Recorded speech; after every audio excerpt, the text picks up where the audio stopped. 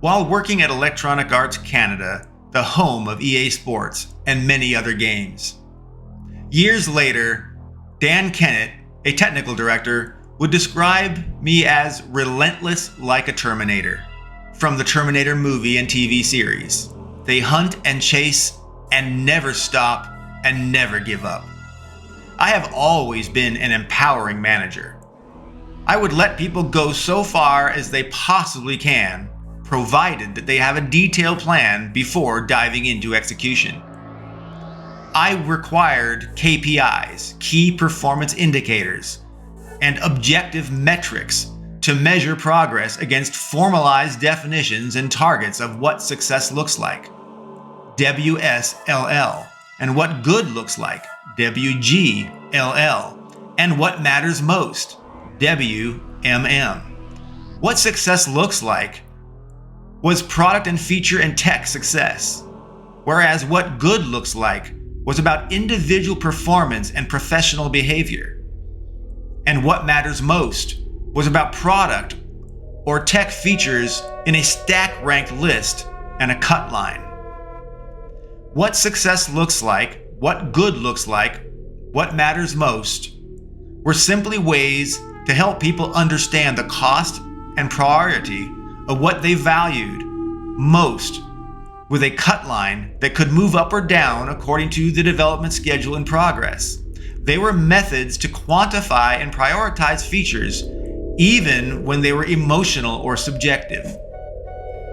On my first day at EAC, I was shown to my temporary desk, where I shared an office with a newly hired junior software engineer, Desmond Lee. Desmond was an excitable, talented engineer, but super green inexperienced. He was new to EAC as well. It was nice having an equally newbie to explore and compare notes. When walking down a hallway, a short, somewhat rotund man with wavy, longish hair exclaimed loudly, echoing through the corridor, "Mr. Seaborn!" Well, it was John Shepard. John had been in the computer and video game industry as long as I had been. He might have even been in it a few years longer. That was very rare then, and it's even more rare now. He was a programmer for a company called Visual Concepts then. He made console games like Desert Strike and Jungle Strike. He would later be co-founder of Electronic Arts Tiburon in Florida.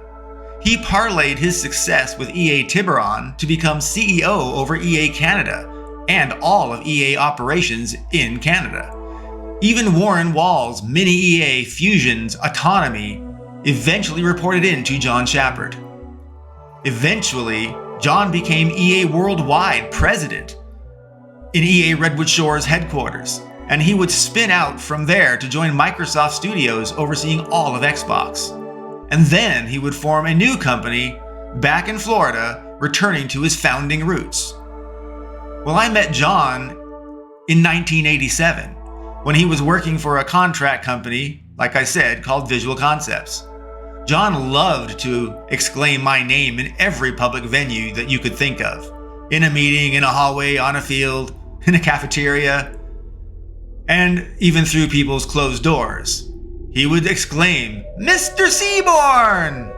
Once he even came with a megaphone and exclaimed that through someone's door. John liked me, and we shared an old school game developer history together. You might wonder how it was I came to meet John Shepard at Visual Concepts. Well, back in the day at Visual Concepts, I had interviewed with its founder, Greg Thomas, as a possible subcontractor, but I opted against working for them when I observed that they were very small time and they had no path to grow. Their leadership team operated as the designers and creators, and the rest of the staff were soldiers to implement their ideas. If I worked for Visual Concepts, I would just be a programmer to them, not a developer, and definitely not a game creator, as I saw myself. Well, that did not work for me. I declined to continue talks with Greg and Visual Concepts after my first round of interviews. John Shepard and I enjoyed a lifelong mutual respect from our first meeting at Visual Concepts. John's meteoric success is largely the result of his passion and innate intelligence. He knew how to motivate and drive people, even if through his unique style. John Shapard, often called by his last name just Shapard, alone in the hallways of EA, had a reputation for walking throughout the company and on its field with a megaphone. Like I said before, he might use it on your office door, but he used it everywhere. He would scream into the megaphone to have his shrill of a high-pitched voice goad or taunt staff, especially in management and senior management. John's most shocking megaphone actions were those occasional office door megaphone announcements. He would literally put the megaphone against someone's closed office door and scream things through it. Sometimes he would say something as simple as the person's name. "I'm coming in, it's John." John was fun and playful and silly. Some people, however, did not appreciate his sense of humor. He had a passive-aggressive disdain for executives, or any staff for that matter, that operated in the fat folds of corporations and did not contribute tangibly to work value to the business. John and I shared an intolerance for the incompetent that feigned their competence, and an abhorrence for those that held talented people back to hide their own inabilities. Tony Lamb and Dave McCarthy were two of the original founders of EA Fusion. Dave was head of production, which meant he managed the portfolio plan, negotiations outside of the group, and was responsible for game designs and ultimately the game quality. Tony was responsible for operations and schedules. I was responsible for technology and hitting our schedule dates and all milestone deliverables. We were all responsible for quality. Dave loved to iterate and iterate and iterate to achieve the highest quality possible that he could imagine in a game. Tony and I argued there was a point of diminishing returns, and that we need time boxes to control iteration. We time boxed iteration to protect other features from being starved by burning too much time on a different feature. Dave accepted our arguments, but forever we three would play out the development schedule versus feature versus quality dance. I coined Dave's desire to tweak and tune games to the 11th hour at the risk of other features, or the schedule, or even shipping on time as addiction to iteration. We would forever use what matters most, WMM, with a defined cut line along with feature and tech financial and time cost estimates. What success looks like, WSLL, with defined key success indicators, KSIs, and what good looks like, WGLL, with defined KPIs or key performance indicators. We all agreed to a high level of iteration because we wanted the highest level of quality. But we time-boxed things and adapted as we saw progress or lack of it. Quality mattered a lot, and so we were slightly addicted to iteration. Tony and Dave had a fun rivalry, with Tony evangelizing tech and planning over Dave's addiction to iteration. Dave was a jock, and he ran several miles every morning before work. He believed firmly that a healthy body led to a healthy mind. Tony, however, believed that a strong mind could overcome anything and make a body do anything. Dave chortled and laughed at Tony's naive ignorance of mind and body. Dave and Tony were at odds for years. One day, though, they decided to have a spring event and a race around a field track. Dave told Tony that he needed to only run half the distance that Dave himself would run, and that Dave would still consider Dave the winner. But otherwise, Dave proclaimed that he would be the winner. So Tony had to run half the distance that Dave had to run, and Tony would win. And so they raced, and Dave finished first, running twice the distance as Tony. But the race was about completion, not speed. If Tony could still finish half the distance that Dave ran, Dave would concede the victory still to Tony. Tony ran and he jogged and he barely walked a stagger trot to the end. He collapsed. He could not overcome his body with his mind. His body was spent 2 times over. Tony lost the body over mind competition that day against Dave's athletic, honed body and mind. Mind over body is not necessarily true.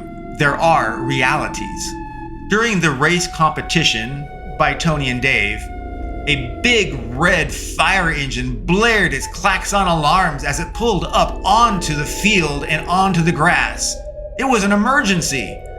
On top of the fire engine was John Shepard. EA Canada's CEO was riding on top of a giant red fire truck and there with his megaphone screaming, "Who is going to win? Mind over body? Tony or athlete Dave? We are here to pick up anyone that dies on the field." It was a grandiose way for John Shepard to both participate and genuinely provide emergency medical assistance should one of them, Tony, have a medical emergency. Tony may have been close to an emergency, but he was okay after 15 minutes of rest and recovery in the shade and hydration. Possibly due to his old school video game background, or maybe because he loved games that overcame the dependence on Hollywood-style licenses and cinematics, that relied heavily on those sizzling special effects to carry them. Games back in the day had to be fun, in the moment, and keep stimulating dopamine releases for accomplishment and achievement and discovery. John Shepard grew up on a diet of real games that offered core play mechanics that were fun unto themselves.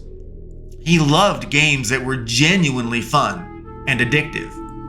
He liked games that were developed in the traditional Japanese video game design approach.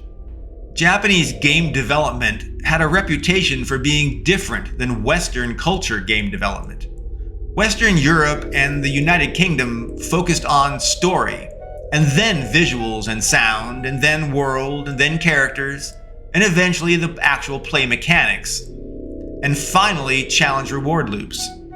Conversely, Japanese game development focused on the opposite order. Play mechanics were everything. Then, once you were having a really fun experience just doing something, they added challenge reward loops. Then they added world level interactions, then characters, then story, then visuals, then sound and music. Japanese style development typically started with the core play mechanic. It had to be intuitive, quick to learn, initially punishing, but highly rewarding on mastery, and not require any opposing forces, or sound, or music, or fancy graphics to be successful. The core mechanic had to be a nugget of pure gameplay fun magic. Once the game nucleus was fun, environment and interactive objects and opponents were layered in to give purpose to the core play mechanic. Once it was fun to move about and do things in a world, characters, people, animals, critters that engage with the player were added to give larger quests and missions and purpose. Then they would add an overarching story arc to justify the game setting of goals and missions. And finally, they integrate sound and music and pretty graphics. Then they tune and balance and refine the game to maximize its addiction, challenge reward cycles, and provide memorable, shareable water cooler playground bragging moments. American and Western European game development seem to believe that people buy and play games based on the story and the characters, whereas Japanese game development seem to believe that people buy and play games for in-the-moment action play. I always preferred the Japanese style of game development myself, because I felt that players spent 99% of their time or more just doing the play mechanics. And I believe that they skip the movies and all those non-interactive sequences. They just were not important. The game mechanics were everything. Now, I do have to admit that I was not always the best at achieving the most balanced and immersive game designs myself. Usually that was the result of publishers limiting me.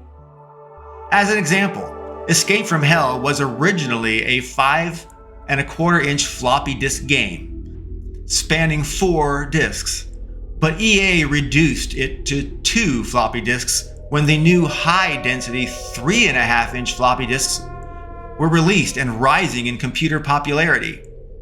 EA decided they had to pack both 3.5-inch and 5.25-inch discs in the retail box because they did not know what computer drive people might have. They could not rely on one type of drive.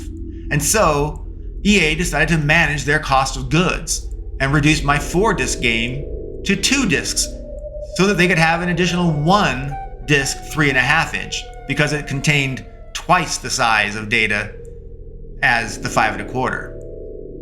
I had to introduce crazy compression still and dramatically reduce Hell's scope.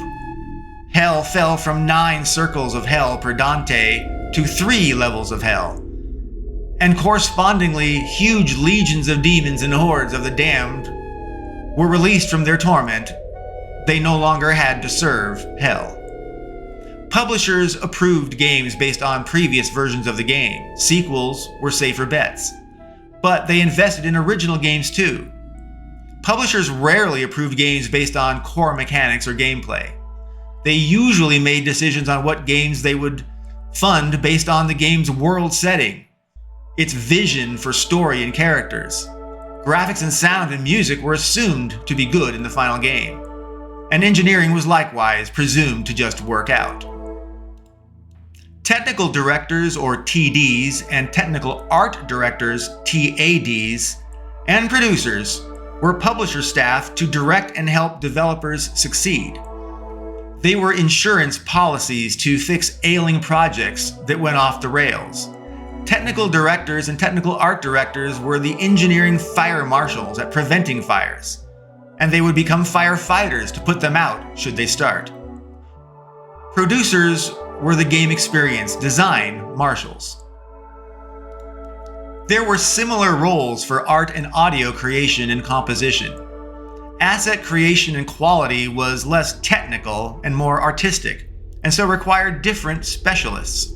Computer graphics supervisors, otherwise known as CG soups, and art and animation directors. These people made sure the game looked and sounded great and matched with action. Later in the industry, work included motion capture, lip syncing, and so much more. Most technical directors and tech experts, regardless of professional discipline, ended up reporting to me because they wanted to work for someone that got it. And I was a rare leader that understood end-to-end everything about making games and the cultures around the world surrounding game development. Decades later, in EA, John Shepard had heard of one of our Fusion engineers developing an old-school Super Nintendo Entertainment System (SNES) emulator to run on the Sony PlayStation Portable (PSP). John decided that EA should publish a collection of classic games on the PlayStation Portable. He summoned the engineer with me to discuss our technical approach and what he might expect in the final emulator in terms of features, quality, and speed. How many games would be in our compilation? John had developer friends that claimed they had a Rockstar emulator that could be ported from their code to other consoles, or to the personal computer, or to the PlayStation Portable.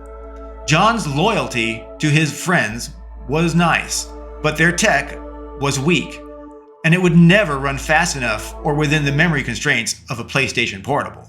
But John wanted his friends to do the work.